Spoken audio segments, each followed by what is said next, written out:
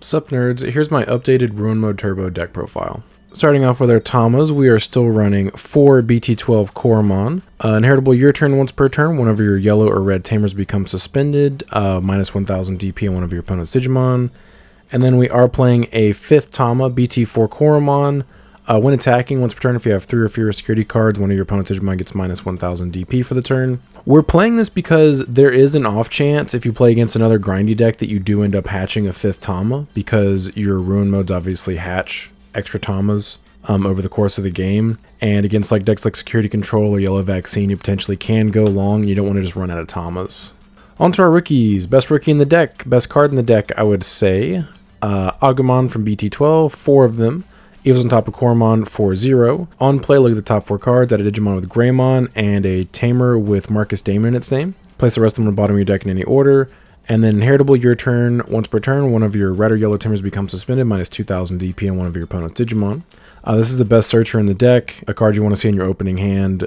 Very good. And then we are running 4 EX4 Agumons. Also uses on top of Koromon 4-0. Start your main phase. If you have a red or yellow tamer, gain 1 memory.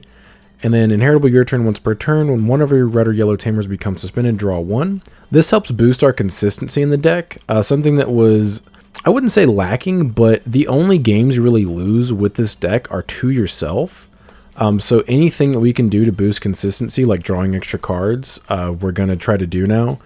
So I've actually maxed this out and ended up cutting the BT13 Agumon down to 2. This guy is good for game shots, like swinging out, and then you just play this guy for 3 and then turn a Marcus into Digimon to swing for game. Eva's on top of Koromon for 0, and then main once per turn. For the turn, one of your Marcus Damons is also treated as a 3000 DP Digimon and can't Digivolve. And then the inheritable is your turn once per turn. When one of your red or yellow tamers becomes suspended, you may delete one of your opponent's Digimon with 3000 DP or less. And that is it. We're just running 10 rookies now. On to our champions. We are running 4 BT12 ShineGreymons. The best Geo to open with, I would say. Eva's on top of all of your rookies for 2. And when Digivolving, if you don't have a Marcus Damon in play, you may play one from your hand without paying the cost. And the inheritable is your turn once per turn. When one of your red or yellow tamers becomes suspended, minus 2000 DP on one of your opponent's Digimon.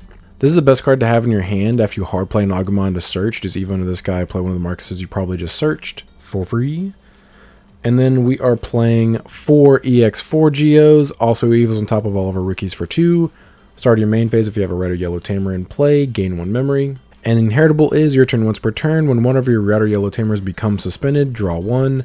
Added consistency, draw power. The only thing this actually hurts is the Mirage matchup, sort of. If you're popping off on a Mirage player, you can actually order your effects to where you blow up the Mirage before they ever get a chance to gain memory off of the draw card effects. So that's not really a concern that you would have. And that's the only matchup that would even somewhat hurt, is that one. And then we are, of course, running the one of BT13 Geo. Also, Evil's on top of all of our rookies for 2. When Digivolving, search your security stack. You may play a red or yellow tamer card among it without paying the cost. If you did, recover +1, then shuffle your security stack. Inheritable your turn once per turn. One of your red or yellow tamers becomes suspended. You may delete one of your opponent's Digimon 3000 DP or less. This card being limited, and I think I've talked about this in the previous deck profile, isn't a big deal. Like, I don't think I would play more than 1 or 2 of this, even if it wasn't limited on the list. Because the only time it's really good is when you already know there's a Marcus Damon in security. Otherwise, you're just hoping. Like, evoing into this guy feels really bad when you just have no idea if there's one in there. Obviously, if you hit, it feels really good. But you're going to whiff on this more often than not if you don't know for a fact there's already one in there.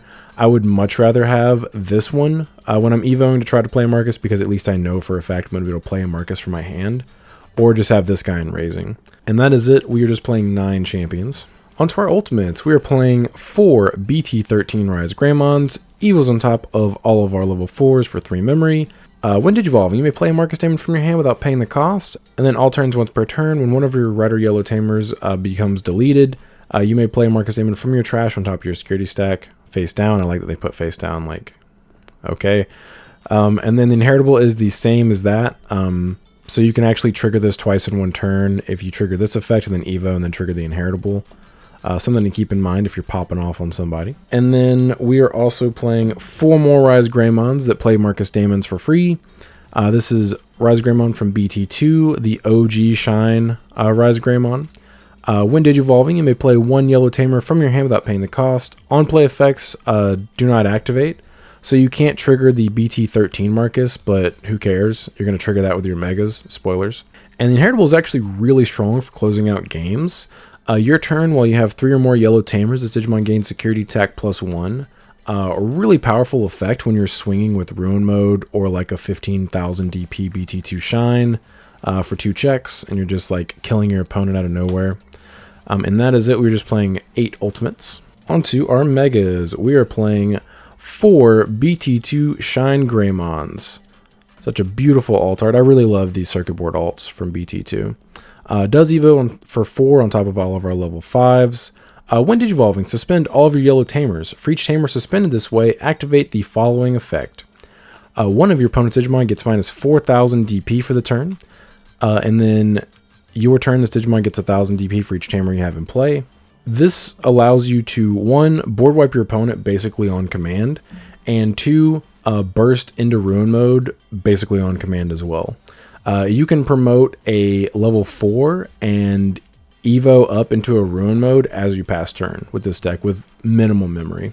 And for those of you that haven't seen that yet, I'll show you guys that combo at the end of the video. But this is the mega you want to see. We are not maxing out on our other mega, which is 1 BT2 ShineGreymon. This guy Evos for 3 on top of our ShineGreymons. When digivolving, for each yellow or red tamer you have in play, one of your opponent's Digimon and all their security Digimon get minus 3,000 DP for the turn.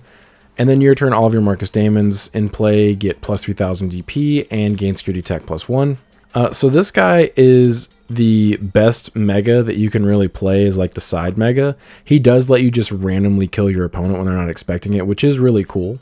But if I could, I would play 5 BT2 ShineGreymons. And that is it. We're just playing 5 level 6s. And then on to our level 7s. You guessed it, the namesake of the deck, 4 Ruin Modes, ShineGreymon Ruin Mode. Evos for 4 on top of ShineGreymon. Spoilers, you don't really pay that memory very often. When digivolving / on deletion, not once per turn. Until the end of your opponent's next turn, all of your opponent's Digimon get minus 5,000 DP. That is a blanket effect. Doesn't matter if it wasn't on the field. If they play it, it immediately loses 5,000 DP. And these stack. So if you digivolve and delete it in the same turn, it's minus 10,000 DP. Also, if you do multiples of these, you can actually do intervals of 5k. The most I think I've ever gotten on somebody is minus 15,000 DP on their turn, which obviously, like, you literally can't play the game at that point. That is a little much, though. Most of the time, it's going to be 5 to 10. End of attack, delete this Digimon and one of your opponent's Digimon, recover +1. Then if you have a tamer in play, hatch a Digi-Egg in an empty space in your breeding area. So this is the whole point of the deck, is to go into this guy repeatedly and basically skip your opponent's turn, like 2 to 4 times over the course of a game, and also wipe their board if they like popped off on you a little bit. And typically, if you can skip your opponent's turn like 2 to 4 times in a game, you should be able to just kill them, because basically it's like you're not playing against anybody, you're basically just solitaring. So this card is extremely broken, and that is why we are maxing it out. And onto our tamers, you guessed it, 4 BT12 Marcus Daemons. He is a 4-cost tamer. You usually play him for free though, but you can hard play him. Start of your main phase, if you have a Digimon with Agumon or Greymon in its name, by paying 1 memory for the turn, this tamer is also treated as a 3,000 DP Digimon that can't digivolve. And then your turn, when this tamer becomes suspended, one of your Digimon may digivolve into a yellow card with Greymon in its name in your hand without paying the cost. So for those of you that don't know, he does not have to attack to trigger that free Evo effect. He just needs to become suspended on your turn. So if you have other effects that suspend your tamers, you can just force him to suspend and trigger that effect. So even if you play him that turn, it doesn't matter. Just suspend him.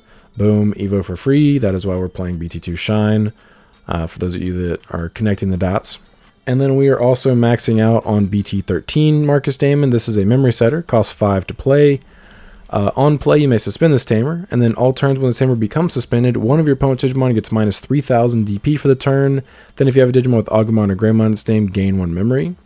It's really cool to go into BT2 Shine with a couple of these out and like 1 or 2 of these out, and you can basically kill anything, gain memory, and then Evo into Ruin Mode for free, and just like nuke it doesn't really matter what your opponent has going on. Everything's dead unless it's immune to DP minus. And that is it. We're just playing 8 Tamers. And then for our options, we are actually playing 4 Yellow Memory Boost. 3-cost option. Main, reveal the top 4 cards of your deck. Add a yellow Digimon card among them to your hand. Put the rest of them on the bottom of your deck, blah, blah, blah. And then put this in your battle area. Main, delay, trash this card, gain 2 memory. Security, put it in your battle area. So for those of you that are kind of confused that these aren't trainings, this card is better than the training cards because it gets you 4 cards deep. And it lets you gain extra memory on your turn as opposed to reducing Evo cost, which also does come up. But the most important part of this card is the fact that it gets you 4 cards deep so you can see your pieces. It doesn't matter that it whiffs on your Tamers and bot decks them. You draw and search your Tamers enough to where you don't really miss whiffing on them. It's not a big deal. You really just need to have like 1 or 2 Marcus Daemons in rotation in order to do your combos. The important thing is seeing your line. And that will cost you games is not seeing your line, so that's why I'm playing these over trainings. This is the biggest change to the deck, and I do not regret it whatsoever. And then we are also playing 2 Wyvern's Breaths from BT6. 8-cost option. Main, one of your opponent's Digimon gets minus 15,000 DP for the turn. Securities activate the main effect. So it is cool to have security bombs. That is a benefit of having these in your deck. But the primary reason we are playing this is so we don't lose to specifically Quartzmon, but also if our opponent for some reason has a boss monster on their field and we do not have a BT2 Shine locked and loaded to go to clear their board, we do want to be able to answer that, and this is the best answer. You can substitute these out for the other 8-cost option that also plays a Marcus while minusing 12,000 DP on a Digimon, but that does lose to Quartzmon if you don't also have a BT13 Marcus in your hand, and I don't want to do that. So this is a guaranteed answer to Quartzmon unless they for some reason give it extra DP, which is pretty rare, but it can happen. But if you can answer Quartzmon, your ShineGreymon can answer anything else. Alright, now I'll show you guys the combo for those of you that don't know how this deck really works.